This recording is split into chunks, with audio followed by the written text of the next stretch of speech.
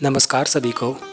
मित्रों, आज की प्रस्तुति एक दाम्पत्य जीवन में बंधे हुए पति और पत्नी के बीच जो रिश्ते होते हैं उनको दर्शाती है कि कैसे एक पति पत्नी में शुरुआती दिनों में कितना प्रेम रहता है और धीरे धीरे वो प्रेम न जाने कहाँ खो जाता है। तो प्रस्तुत है मुंशी प्रेमचंद द्वारा रचित कहानी अभिलाषा।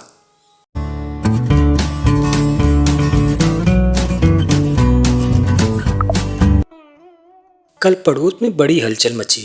एक पानवाला अपनी स्त्री को मार रहा था। वह बेचारी बैठी रो रही थी, पर उस निर्दयी को उस पर लेस मात्र की दया न आती थी। आखिर स्त्री को भी क्रोध आ गया। उसने खड़े होकर कहा, बस अब मारोगे तो ठीक न होगा।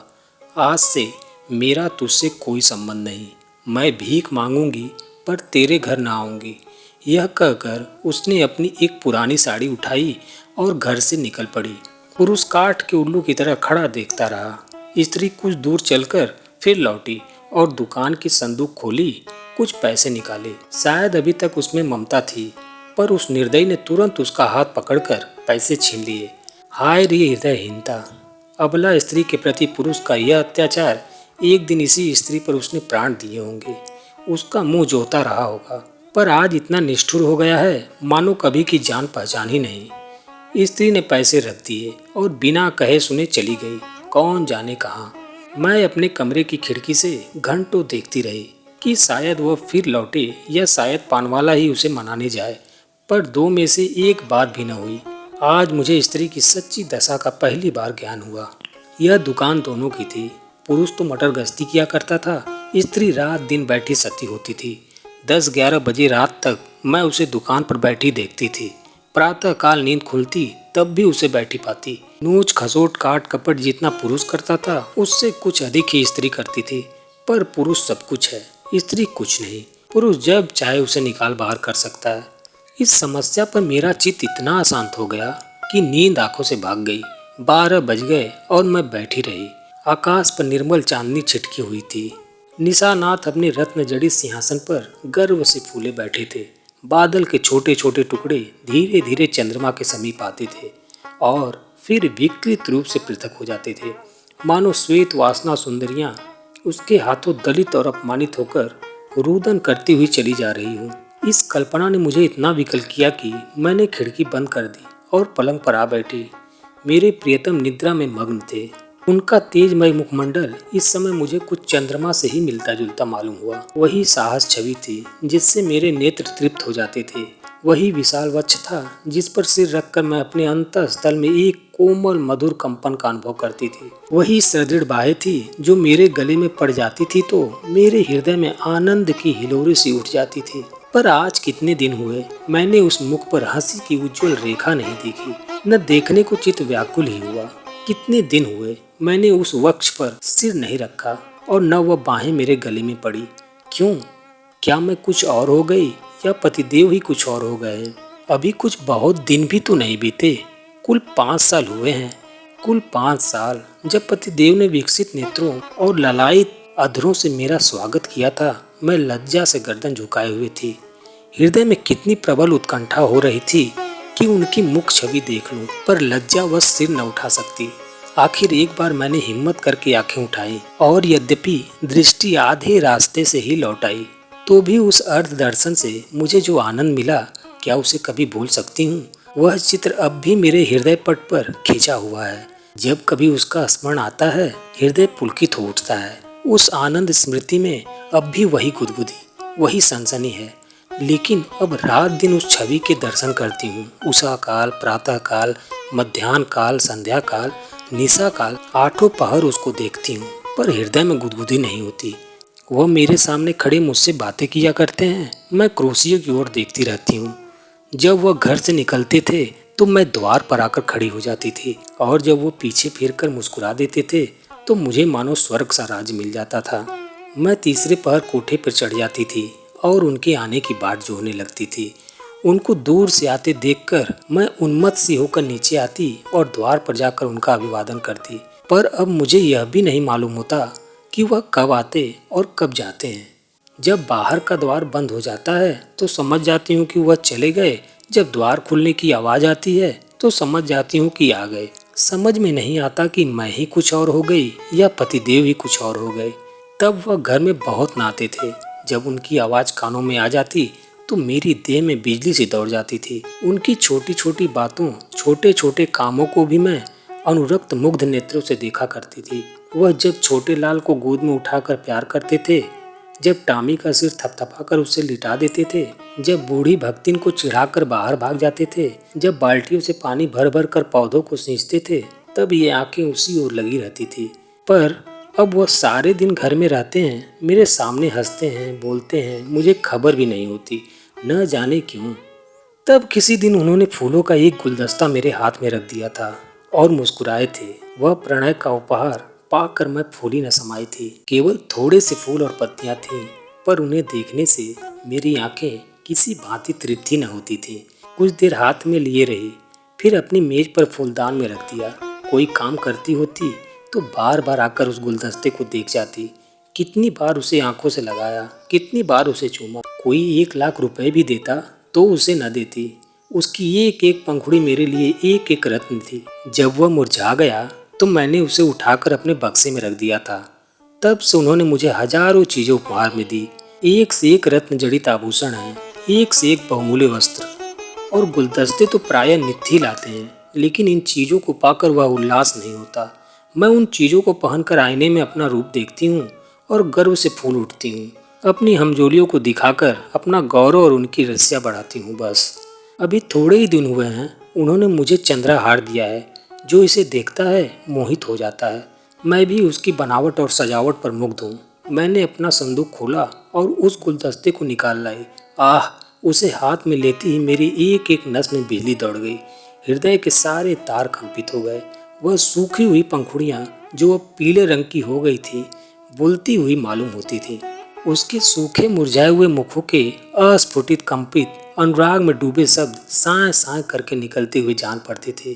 किंतु वह रत्न जड़ित कांति से दमकता हुआ हार स्वर्ण और पत्थर का एक समूह था, जिसमें प्राण न थे, संज्ञा न थी, मर्म न था। मैंने फिर गुलदस्ते को चूमा, कंठ से लगाया, आर्द्र नेत्रों से सींचा और फिर संदूक में रखाई। आभूषणों से भरा हुआ संदूक भी उस एक स्मृति चिन्ह के सामने तुच्छ था। वह क्या रहस्य था। फिर मुझे उनके एक पुराने पत्र की याद आ गई। उसे उन्होंने कॉलेज से मेरे पास भेजा था। उसे पढ़कर मेरे हृदय में जो आनंद हुआ था, जो तूफान उठा था, आंखों से जो नदी बही थी, क्या उसे कभी भूल सकती हूँ। उस पत्र को मैंने अपनी सुहाग की पिटारी में रख दिया था। इस समय उस पत्र को पढ़ने की प्रबल इच्छा हुई। मैंने पिटारी से वह पत्र निकाला। उसे स्पर्श करते ही मेरे हाथ कांपने लगे, हृदय में धड़कन होने लगी। मैं कितनी देर उसे हाथ में लिए खड़ी रही, कह नहीं सकती। मुझे ऐसा मालूम हुआ कि मैं फिर वही हो गई हूँ जो पत्र पाते समय थी। उस पत्र में क्या प्रेम के कवित्वमय उद्गार थे? क्या प्रेम की साहित्यिक विवेचना थी? क्या वियोग व्यथा का करुण क्रंदन था? उसमें तो प्रेम का एक शब्द भी न था। लिखा था, कामिनी, तुमने 8 दिनों से कोई पत्र नहीं लिखा। क्यों नहीं लिखा? अगर तुम मुझे पत्र न लिखोगी तो मैं होली की छुट्टियों में घर न आऊँगा, इतना समझ लो।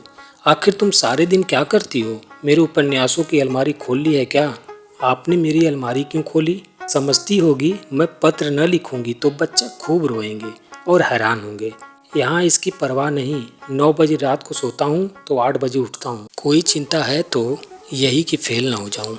अगर फेल हुआ तो तुम जानोगी। कितना सरल, भोले भाले हृदय से निकला हुआ, निष्कपट, मानपूर्ण आग्रह और आतंक से पत्र भरा हुआ था। मानो उसका सारा उत्तरदायित्व मेरे ही ऊपर था। ऐसी धमकी क्या अब भी वह मुझे दे सकते हैं? कभी नहीं। ऐसी धमकी वही दे सकता है जो न मिल सकने की व्यथा को जानता हो, उसका अनुभव करता हो। पतिदेव अब जानते हैं इस धमकी का मुझ पर कोई असर न होगा। मैं हंसूंगी और आराम से सोऊंगी, क्योंकि मैं जानती हूँ कि वह अवश्य आएंगे और उनके लिए ठिकाना ही कहाँ है, जा ही कहाँ सकते हैं। तब से उन्होंने मेरे पास कितने पत्र लिखे हैं। 2 दिन को भी बाहर जाते हैं तो जरूर एक पत्र भेजते हैं, और जब 10-5 दिन को जाते हैं तो नित्य प्रति एक पत्र आता है। पत्रों में प्रेम के चुने हुए शब्द, चुने हुए वाक्य, चुने हुए संबोधन भरे होते हैं। मैं उन्हें पढ़ती हूँ और एक ठंडी सांस लेकर रख देती हूँ। हाय, वह हृदय कहाँ गया? प्रेम के निर्जीव भाव शून्य कृत्रिम शब्दों में वह अभिन्नता कहाँ है? वह रस कहाँ है? वह उन्माद कहाँ है? वह क्रोध कहाँ है? उनमें मेरा मन कोई वस्तु खोजता है, कोई अज्ञात, अव्यक्त, अलक्षित वस्तु, पर वह नहीं मिलती। उनमें सुगंध भरी होती है, पत्रों के कागज आर्ट पेपर को मात करते हैं, पर उनका यह सारा बनाव संवार किसी गतयौवना नायिका के बनाव श्रृंगार के सदृश ही लगता है। कभी कभी तो मैं पत्रों को खोलती भी नहीं, मैं जानती हूँ उनमें क्या लिखा होगा। उन्हीं दिनों की बात है, मैंने तीज का व्रत किया था। मैंने देवी के सम्मुख सिर झुकाकर वंदना की थी। देवी, मैं तुमसे केवल एक ही वरदान मांगती हूँ, हम दोनों प्राणियों में कभी विच्छेद न हो, और मुझे कोई अभिलाषा नहीं। मैं संसार की और कोई वस्तु नहीं चाहती। तब से 4 साल हो गए हैं और उनमें एक दिन के लिए भी विच्छेद नहीं हुआ। मैंने तो केवल एक ही वरदान मांगा था। देवी ने वरदानों का भंडारी मुझे सौंप दिया, पर आज मुझे देवी के दर्शन हो तो मैं उनसे कहूँ तुम अपने सारे वरदान ले लो, मैं इनमें से एक भी नहीं चाहती। मैं फिर वही दिन देखना चाहती हूँ जब हृदय के प्रेम की अभिलाषा थी। तुमने सब कुछ देकर मुझे उस अतुल्य सुख से वंचित कर दिया जो अभिलाषा में था। मैं अब की देवी से वह दिन दिखाने की प्रार्थना करूंगी जब मैं किसी निर्जन जलतट की ओर सघन वन में अपने प्रियतम को ढूंढती फिरूं। नदी की लहरों से कहूँ मेरे प्रियतम को तुमने देखा है? वृक्षों से पूछूं मेरे प्रियतम कहाँ गए? क्या वह सुख मुझे कभी प्राप्त न होगा? उसी समय मंद शीतल पवन चलने लगा। मैं खिड़की के बाहर से निकाले खड़ी थी। पवन के झोंकों से मेरे केस की लटें बिखरने लगी। मुझे ऐसा आभास हुआ मानो मेरे प्रियतम वायु के उन उच्छ्वासों में हैं। फिर मैंने आकाश की ओर देखा। चांद की किरणें चांदी के जगमगाते तारों की भांति आंखों से आंख मिचौली सी खेल रही थी। आंखें बंद करते समय सामने आ जाती, पर आंखें खोलते ही अदृश्य हो जाती थी। मुझे उस समय ऐसा आभास हुआ कि मेरे प्रियतम उन्हीं जगमगाते तारों में बैठे आकाश से उतर रहे हैं। उसी समय किसी ने गाया, अनोखे से नेही के त्याग, निराले पीड़ा के संसार, कहाँ होते हो अंतर्ध्यान, लुटा करके सोने सा प्यार, लुटा करके सोने सा प्यार। यह पद मेरे मर्म स्थल को तीर की भांति छेदता हुआ कहाँ चला गया नहीं जानती। मेरे रोए खड़े हो गए, आंखों से आंसुओं की झड़ी लग गई। ऐसा मालूम हुआ जैसे कोई मेरे प्रियतम को मेरे हृदय से निकाले लिए जाता है। मैं जोर से चिल्ला पड़ी। उसी समय पतिदेव की नींद टूट गई। वह मेरे पास आकर बोले, क्या अभी तुम चिल्लाई थी? अरे तुम रो रही हो, क्या बात है? कोई स्वप्न तो नहीं देखा? मैंने सिसकते हुए कहा, रोऊं न तो क्या करूं, हंसूं? स्वामी ने मेरा हाथ पकड़कर कहा, क्यों, रोने का कोई कारण है या यूं ही रोना चाहती हो? क्या मेरे रोने का कारण तुम नहीं जानते? मैं तुम्हारे दिल की बात कैसे जान सकता हूँ? तुमने जानने की चेष्टा कभी की है? मुझे इसका सान गुमान भी न था कि तुम्हारे रोने का कोई कारण हो सकता है। तुमने तो बहुत कुछ पढ़ा है, क्या तुम भी ऐसी बातें कह सकते हो? स्वामी ने विस्मय में पढ़कर कहा, तुम तो पहेलियाँ बुझाती हो। क्यों, क्या तुम कभी नहीं रोते? मैं क्यों रोने लगा? तुम्हें अब कोई अभिलाषा नहीं है? मेरी सबसे बड़ी अभिलाषा पूरी हो गई, अब मैं और कुछ नहीं चाहता। यह कहते हुए पतिदेव मुस्कुराए और मुझे गले से लिपटा लेने को बढ़े। उनकी यह हृदयहीनता इस समय मुझे बहुत बुरी लगी। मैंने उन्हें हाथों से पीछे हटाकर कहा, मैं इस स्वांग को प्रेम नहीं समझती। जो कभी रो नहीं सकता वह प्रेम नहीं कर सकता। रुदन और प्रेम दोनों एक ही रेत से निकलते हैं। उसी समय फिर उसी गाने की ध्वनि सुनाई दी, अनोखे से नेही के त्याग, निराले पीड़ा के संसार, कहाँ होते हो अंतर्धान, लुटा करके सोने सा प्यार। पति देव की वह मुस्कुराहट लुप्त हो गई। मैंने उन्हें एक बार कांपते देखा। ऐसा जान पड़ा उन्हें रोमांच हो रहा है। सहसा उनका दाहिना हाथ उठकर उनकी छाती तक गया। उन्होंने लंबी सांस ली और उनकी आंखों से आंसू की बूंदें निकलकर गालों पर आ गई।